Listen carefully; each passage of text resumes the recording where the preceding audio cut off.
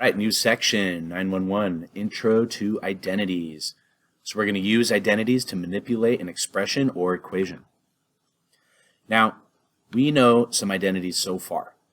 And I know I haven't really explicitly stated them as identities, but we know these identities so far. We know the reciprocal identities, that sine of whatever angle, I'm going to say u, it could be theta, it could be x, is 1 over cosecant. Likewise, cosecant of u is 1 over sine u, right? You have to flip it. They're reciprocals of each other. We also know the quotient. Tangent of u is sine over cosine. Cotangent, the reciprocal flipped, is cosine over sine. Now we're going to introduce some new identities. So these three Pythagorean identities are essential. We have to have these memorized. These are new. Sine squared u plus cosine squared u equals 1. It always equals 1. It's weird how it's like that, but it is. Now, we can manipulate these because this is like an expression, meaning in this instance, 1 is by itself, right? So what I could do is I could subtract cosine squared u on both sides, and I get this one. Or I could subtract sine squared u on both sides, and I could get this one, right? So we can manipulate these to get whatever of those terms by itself, since there's 3 terms, right? 1, 2, 3. I can manipulate it to each of those terms being by itself, which is why there's a total of 3 different forms. Now, if you memorize these, you can turn it into this.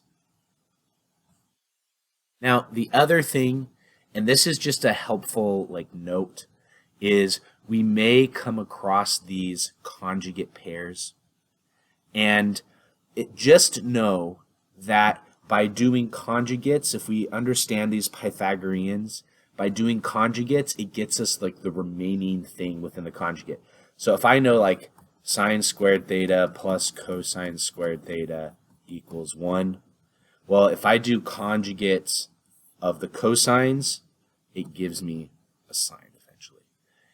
And this is one of those things where it's just weird, and with practice and with experience, it gets easier and better to recognize.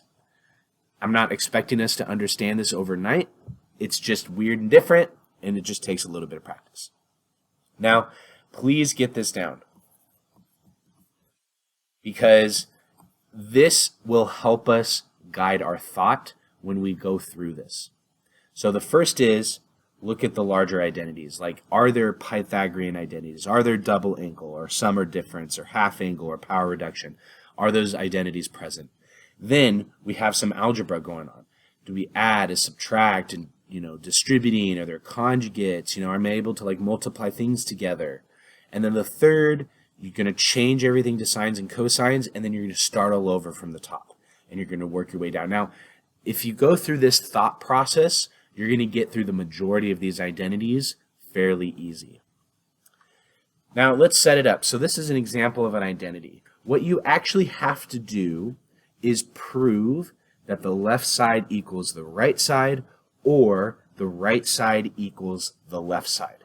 So what I like to do is I like to put this little barrier down the middle, and I like to just either work with the left side or work with the right side. Now, this hint is going to be, do the side that looks more complicated, right? So right now, to me, this one kind of looks a little bit more complicated. So going through that mental checklist, are there any big identities like Pythagorean or anything like that? No. Are there anything that I can add, subtract, multiply, distribute, things like that? No. Change everything to sines and cosines. Oh, 1 over cosecant theta, that's an identity. That's the same as sine theta. Oh, look, they're the same. I have proven that these are the same. Let's look at this one. Okay, which one looks more complicated? It looks like the right side is going to be the more complicated one, so we're going to look at that one. So I need to go through the checklist. Are there any Pythagorean identities? Okay, no. Are there anything that I can add, subtract, multiply, distribute, things like that, like algebra going on? No. Let's do some sines and cosines. So sine is still sine, and secant theta is the same as 1 over cosine theta. So now let's start all over. Are there any Pythagorean identities? No. Can I combine things together? Oh yeah, look, I can multiply these, right? This is sine over 1, and I can multiply those together. That becomes sine theta over cosine theta. Oh, sine theta over cosine theta, that's tangent theta. So those are the same, and so therefore, I've proven this identity. Let's look at this next one. Okay, which side looks more complicated? It looks like the left side is more complicated. Okay, so any Pythagorean identities? No. Any algebra? Can I multiply things together? Yeah. So let's multiply. Secant times secant is secant squared theta. Secant times tangent.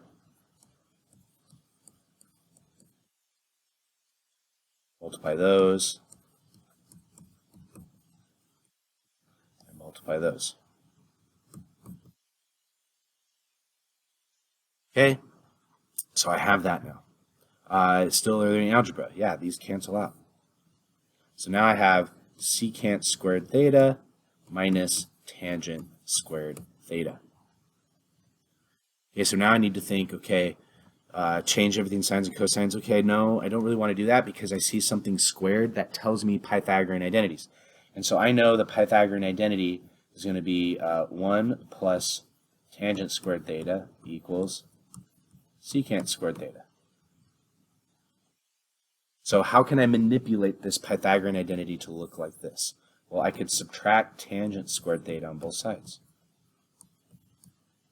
Now I know you're thinking, you're like, wait, how do you know this? How is it that you just recognize that? These are, like I said, this is just, we have to memorize these. And it's going to take time. It's going to take time, and that's okay. And so now I know that that equals 1, so this equals 1. So it's 1. Boom, I've proved it. Okay, for this one, so I have, does left side or right side look a little bit more complicated? It looks like the left side is. Okay, so let's maybe try something with the left side. So first, any Pythagorean identities? No. Do I have any algebra going on? No, doesn't seem like it. The third, change everything to sines or cosines. So secant theta is 1 over cosine theta. And then tangent theta is sine over cosine. Okay, so now start back over. Any Pythagorean identities? No. Any algebra, adding or subtracting? Okay, I can combine the bottom, but I need to find the common denominator. Okay, so now I get 1 over cosine theta, and then I get cosine theta minus sine theta, and then the denominator is the same. Oh, look, those will cancel out, so I get 1 over cosine theta minus sine theta, which is the same thing that we're looking for. So in closing today's lesson, we looked at identities.